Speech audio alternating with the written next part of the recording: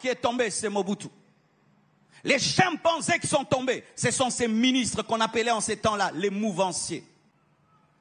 Et un autre, on l'appelait King Kester, Emenea. C'est lui qui a fait qu'on parle comme on parle là. Yo sananga yo kebano kutana yo mbendre moroboe.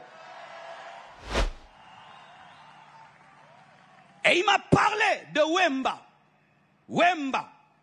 Pas l'homme, mais un esprit était derrière Wemba. Cet esprit qui a fait de nous les Congolais des sapeurs. Des gens qui s'habillent à 10 000 $, mais il n'a rien dans le compte en banque. Même dans le ministère, on ne copie pas. Un jour, je vois un homme de Dieu. Il a une église de 300 personnes.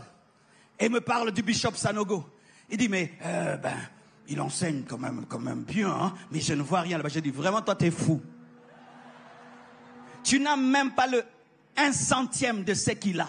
Tu te permets d'ouvrir la bouche. Nous critiquons même des gens qui nous dépassent. Tu es piéton, tu critiques celui qui a une voiture. Tu es pauvre, tu critiques le riche. Tu critiques des choses que tu n'as jamais eues, que tu ne comprends pas, où tu n'es jamais allé. Tu vas chez Oyedepo et tu critiques le ministère de Oyedepo. Alors que toi, tu n'as même pas 2 églises. On est comme ça. Pendant que je prêche, vous êtes en train de critiquer ma prédication. Tu boudes celui que tu allais écouter. Mais pourquoi alors tu es venu? Emenea.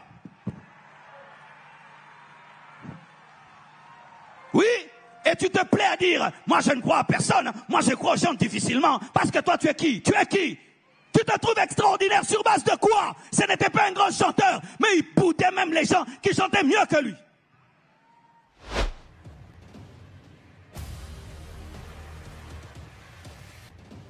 D'une grande conférence en République démocratique du Congo, dénommée Équilibre 2023, avec comme thème principal, le développement de la nation par l'Église. En effet, alors qu'il était du haut de sa chair devant des milliers de personnes au présentiel et au distanciel, l'homme de Dieu a fait savoir des vérités comment sa nation qui est la République démocratique du Congo, demeure toujours dans l'ignorance et à l'immaturité. Tout en démontrant par plusieurs exemples des différentes personnes qui ont marqué leur temps dans la République démocratique du Congo, à l'occurrence le président Mobutu, l'artiste musicien Papa Wemba et King Kester. Restez jusqu'à la fin de la vidéo et n'oubliez pas de nous dire dans le commentaire vos différents propos après l'avoir écouté ces révélations. Merci pour votre attention et l'on vous dit à la prochaine publication. Restez connectés sur la chaîne God Blessed 243 pour plus des révélations chrétiennes. Et voici des choses que j'ai connues. Il y a très longtemps, j'étais jeune, je pense j'avais 17 ans ou 18 ans. Un jour, j'ai jeûné pour le pays. 2 jours à sec, sans boire ni manger. C'était ma première rencontre avec le serpent. Mes frères, je faisais des jeûnes pour recevoir l'onction, des jeûnes pour faire des miracles, des prodiges. Je n'avais pas de telles expériences. Je fais un jeûne de 2 jours à sec. Le 2e jour, je suis fatigué et je dors par terre. Mes frères, je vois un serpent tout noir sortir du plafond, commencer à descendre, à descendre, à descendre vers moi. Plus il descendait, plus il voulait me paralyser. Et j'ai dit, Jésus, ce serpent a disparu. Et je me suis dit, je suis en train de prier pour le pays. Et en ces temps-là, mes frères, prier pour le pays, c'était quelque chose de tertiaire, de secondaire. Mais j'étais poussé par l'esprit à le faire. Mais je n'ai jamais oublié. J'ai prié pour le pays et un serpent est venu pour me mordre. Et je l'ai chassé au nom de Jésus. Et alors, mes frères et sœurs, lors de l'entrée de l'AFDL, lorsque le père Kabila a pris le pouvoir, voici ce que j'ai vu. J'étais un jeune de 23 ans, je crois. J'habitais encore chez mes parents. Je crois que j'avais 23 ans ou 24 ans. On avait un voisin du quartier qui avait disparu. Et lorsque l'AFDL prend le pouvoir, on regarde la RTNC, c'était notre voisin qui parlait et disait, nous avons pris le pouvoir, nous avons chassé Mobutu. Et je regardais, nous tous dans la maison disaient, oh, mais c'est Papa tel, oh, mais c'est pas vrai. Donc il était avec eux. Mais, mes frères, ils parlent comme ça à la télévision. Le soir, une belle voiture rouge gare devant notre maison. quelqu'un sort, c'était lui. Celui qui avait parlé à la télévision, 10 ans qu'ils ont pris le pouvoir, est venu nous visiter. Frères et sœurs. Et vous savez, il a dormi où? Il a dormi dans ma chambre. Il a dit, je vais dormir ici, il est trop tard, je préfère dormir chez vous. Et je lui cède ma chambre. Et quand je vais prendre ma Bible pour aller la méditer, l'Esprit de Dieu me dit, laisse cette Bible à son chevet, il la lira. Et je la laisse fermer et je vais dormir au salon. Et là, mes frères, je dors et j'ai une vision. Je vois ceci, mes frères. Je vois un lion qui tombe. De ce lion sort un chimpanzé. Le chimpanzé tombe. Du chimpanzé sort un serpent. Et ce serpent commence à ramper. Il va vers lui qui était dans mon lit et va le mordre. Et automatiquement, le Saint-Esprit m'explique. Il me dit, le lion qui est tombé, c'est Mobutu. Les chimpanzés qui sont tombés, ce sont ces ministres qu'on appelait en ces temps-là les mouvanciers. Mais le serpent qui était dans le lion, le serpent qui était dans le chimpanzé, lui n'est pas tombé. Et il viendra et il mordra ceux-ci qui viennent de prendre le pouvoir et ils vont vous ramener au lion et au chimpanzé. Alors que tout le monde disait, tout a changé. Je savais qu'on n'était pas sorti de l'auberge parce que chasser le lion, ce n'est pas ce qui change une nation. Chasser les chimpanzés, ce n'est pas ce qui change une nation. C'est couper la tête du serpent, la cupidité, le tribalisme, l'impudicité, la mégestion. On peut changer 1000 présidents, on peut faire des coups d'État et des coups d'État, chasser tous les ministres. Tant que nous-mêmes en nous aurons l'impudicité, la cupidité, la mégestion, le tribalisme, ce même serpent nous changera en chimpanzé et en lion. C'est le serpent qui engendre des lions et qui engendre des chimpanzés. Un jour, je vais à Bruxelles prêcher. Et puis, des combattants viennent me voir. Oh Marcelo, comment tu ne parles pas de la nation? Nous aimons la nation. Nous aimons la nation. Pourquoi tu ne parles pas de la nation? Et puis je leur ai dit, vous qui voulez prendre le pouvoir, êtes-vous meilleurs que ceux qui dirigent maintenant? Si en vous, c'est la cupidité qui vous motive, l'orgueil, la rivalité, vous aussi avoir des maisons, avoir des voitures, vous ne nous sortirez pas de là. Vous êtes pareils. Ils m'ont regardé, ils m'ont laissé partir. Pourquoi tu veux diriger ce pays? Pour avoir des voitures, pour avoir des maisons? Ou parce que tu as un rêve, tu as une passion? Nous aimons critiquer ceux qui sont au pouvoir. Nous sommes comme eux. Mais nous n'avons pas le temps de manifester le serpent qui est en nous. Regarde comment tu es un professeur et tu couches avec des élèves. Regarde déjà, tu es un chef du quartier. C'est ce que tu fais dans le quartier. Là où Dieu t'a donné de l'autorité. Comment tu te comportes? Tu es un serpent. Ah, donne-moi l'amen. On loue des bus à 500 francs. Et quand les gens veulent entrer dans ces bus, le chauffeur dit, ce n'est plus 500 francs, c'est 1000 francs, 1500 francs. Serpent que tu es. Serpent que tu es. Tout d'un coup, tu veux faire de l'argent sur le dos des gens qui viennent de prier. Tu n'as pas honte. Et puis tu dis, oh les dirigeants, toi-même, tu diriges mal ton bus. Et si tu ne diriges pas bien ton bus, comment tu peux diriger la RDC? Donne-moi un amen. Si on ne parle pas ainsi, il n'y aura pas d'aurore pour le peuple. Il y a des choses qui doivent s'arrêter. Alléluia. Et je vois ce serpent qui va vers lui. Et Dieu me dit, vous pensez qu'en changeant les hommes, vous changerez la nation. Le problème le plus profond que des hommes, le problème, c'est un problème spirituel d'abord. C'est un problème de mentalité. C'est un problème d'éducation. C'est un problème spirituel, frère.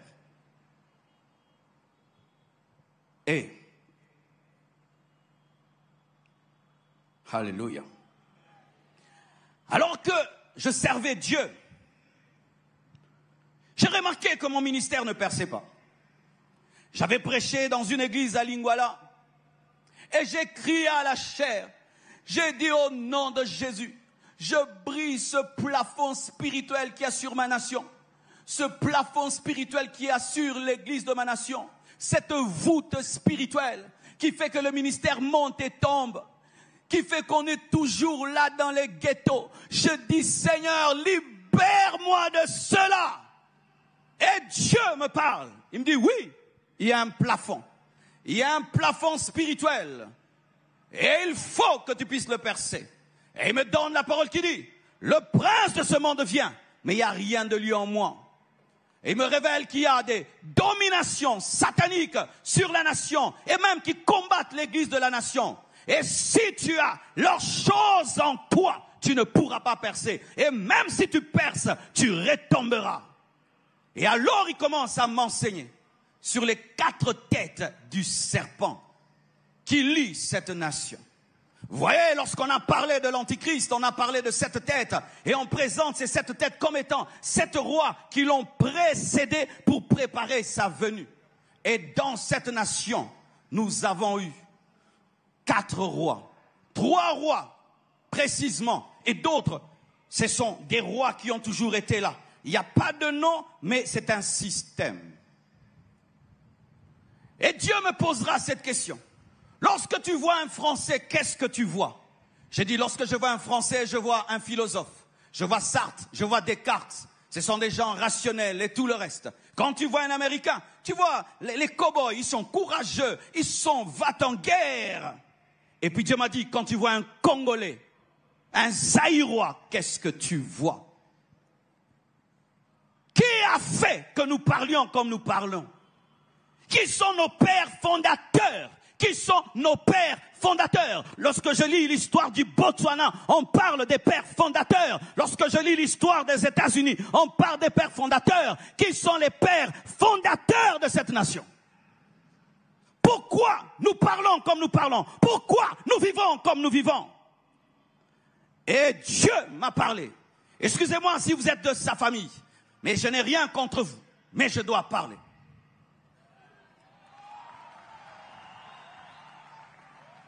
Et il m'a parlé de Wemba. Wemba. Pas l'homme, mais un esprit était derrière Wemba. Cet esprit qui a fait de nous, les Congolais, des sapeurs. Des gens qui s'habillent à 10 000 $, mais il n'a rien dans le compte en banque. Des gens qui vont dévaliser des boutiques, mais ils n'ont même pas 10 $ en banque. Des gens qui préfèrent s'habiller comme des riches alors qu'ils sont pauvres. Des gens qui sont dans la superficialité, l'apparence. On va me voir, on va me regarder. Pendant que des milliardaires s'habillent en jean, en polo, nous, on s'habille comme des millionnaires, mais des pauvres. Achetant des voitures, mais tu n'as même pas où les garer, ni de carburant. Et ont des iPhones de 1 000 $, alors qu'il n'a rien du tout. L'apparence, et l'apparence, et l'apparence. Et marcher comme ça, et marcher comme ça. Mais tu n'es pas infirme. Mais comment on marche? Comme des... Que Dieu te libère de cet esprit qui était derrière ce roi. Ce roi, oui, parce qu'on l'appelait roi, le roi de la sape. Et on ressemble des fois à des guignols. Il fait chaud, tu es en cuir, en manteau, c'est de la folie. De la folie, c'est une honte, c'est une honte. Tu t'habilles comme un cahier de dessin, comme l'arc-en-ciel. Et on peut te reconnaître de loin que c'est un Congolais. Pourquoi on ne peut pas être discret? Dieu a créé le cœur, mais il est discret. Il a créé le cerveau discret, les reins discrets, toutes les choses importantes sont discrètes.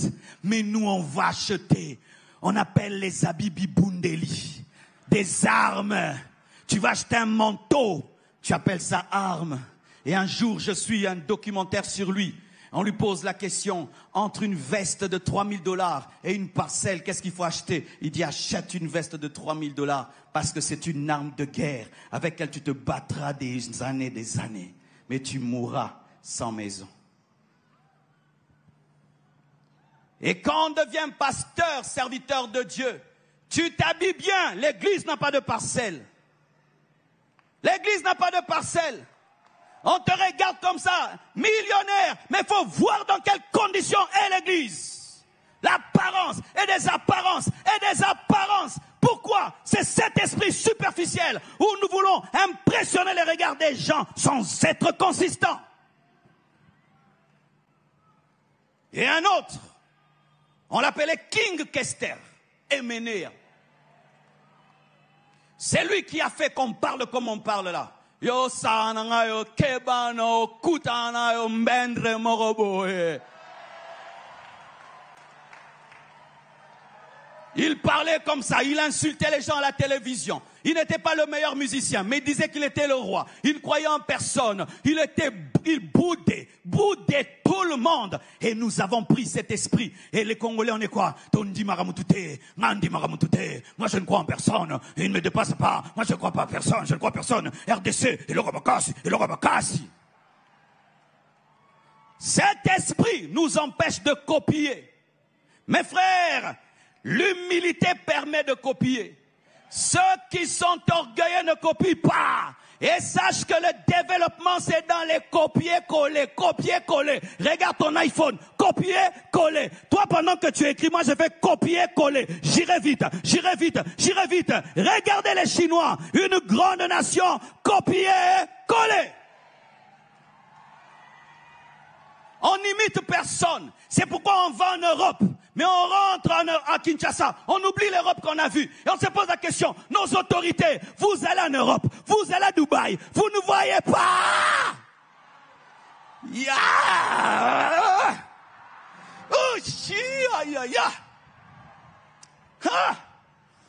Bloquez là trop.